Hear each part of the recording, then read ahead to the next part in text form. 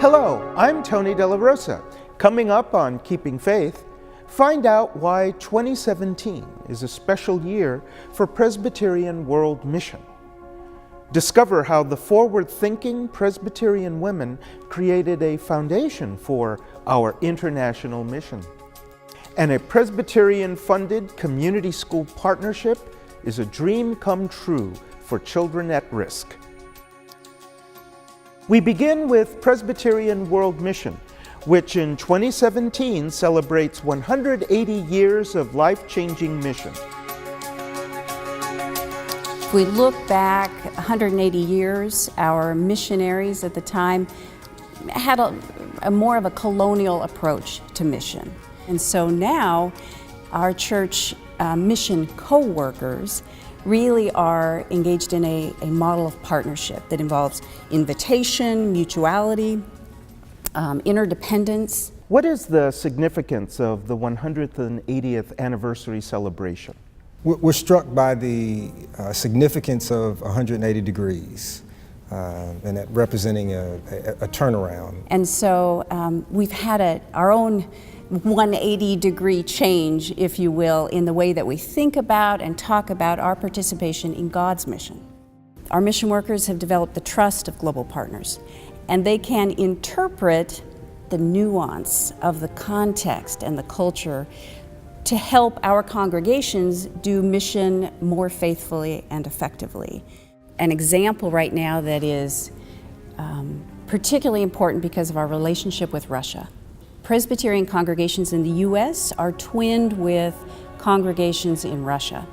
One of the Russians had the courage to ask, "What do you mean by partnership?" This term you keep tossing around. One of our U.S. Presbyterians from Good Shepherd said, "We are coming to you as Christians." And the Russian said, "And we thought you were coming as Americans." That just transformed the whole relationship. It was that 180-degree switch that we talk about.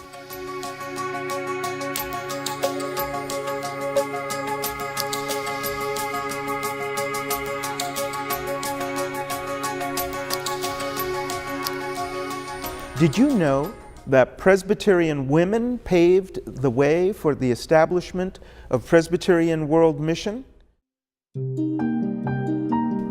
Well over 200 years ago, Presbyterian women were organizing around mission. And eventually, by 1824, they actually put a missionary in the domestic field for the first time. In 1833, when the General Assembly of the Presbyterian Church in the U.S.A. decided, let's put missionaries in the field, they turned to the women because the women had the structures in place.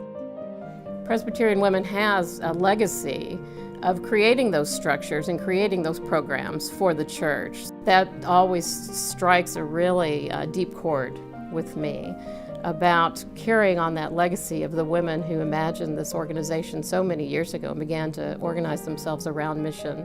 The impact of the organization is incredible throughout the world. And now a visit to the Dreamhouse, a community school partnership with significant Presbyterian funding that is making dreams come true for at-risk African American boys. Track down suspects in a rash of weekend shootings, many of which they say are connected and gang-related. We have to recognize that there is a crisis, and when there is a crisis, you go into crisis mode, right? You respond to that. And the Dreamhouse is that response. And I thought to myself, wow, what would it look like if we created a program that boys enter at an early age, we develop, nurture, support them until they exit 12th grade and be much more prepared for their greatness. Some of these kids, honestly, are very close to being thrown in a shuffle where they don't fit. The part that I play is making sure that they have these tools so they can embrace these tools and they can show their potential. Presbyterians, right? We have a heart for social justice. We've had Presbyterians who coach soccer, they mentor, they drive vans, they've fixed snacks, they've read to boys. They did a host of things. to give to others, to see the joy on their faces. You know, here is somebody all lit up and excited. I mean, this is God's work. Well, one thing I learned, it takes a village to raise a child, and this is the village that's helping me raise my son to be a positive role model, to be a positive young man. His reading level has went up. He's a scholar in his classroom, and a teacher told me that during parent-teacher conference. The constant motivation and encouragement that he gets from people that look like him, he realizes that his situation doesn't have to be the same. He can make better choices. I'm just excited to see them walk across the stage in about 11 years from now. And I think these young men are on a road, a path that could create some success that maybe is uncharted in terms of a cohort of young African American males. It's just amazing. The kids, the parents, the teachers, the school system, the community, the churches. It's just been a tremendous blessing. Not one need has not gone unmet. That's God. That's God. And that the DREAM Project is a godsend, it's a gift. It is the church's expression of doing God's will, right? Taking care of the least of these. Thanks for joining us and for keeping faith. We live in a time increasingly marked by anxiety, racial division, political animosity, and economic inequality. Yet I encourage you to continue to live into the hope of the gospel and its power to transform lives and society.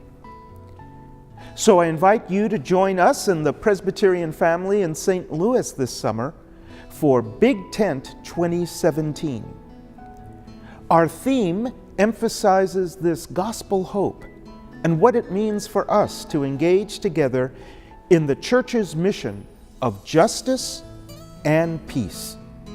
In the next edition of Keeping Faith, we'll explore connecting with God through art.